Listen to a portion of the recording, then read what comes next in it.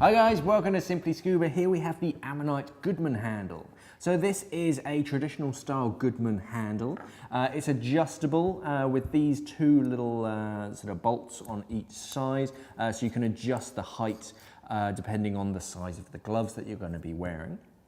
And then you can sort of bolt it down so it doesn't slide around.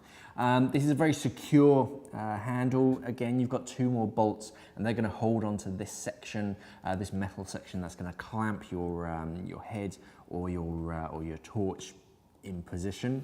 You've got a little attachment point for a bolt snap, so you can tie a bolt snap onto that. The main sort of section down the center, this is made out of Delrin, which is a very tough and reliable polymer. It's resistant to sort of heat and temperature changes and all that kind of stuff.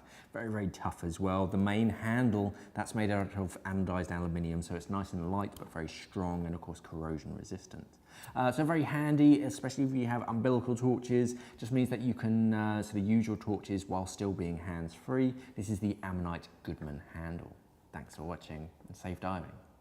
We are an online dive store serving the UK and the world for all your diving equipment needs. So why not visit us at simplyscuba.com or click the box on your screen.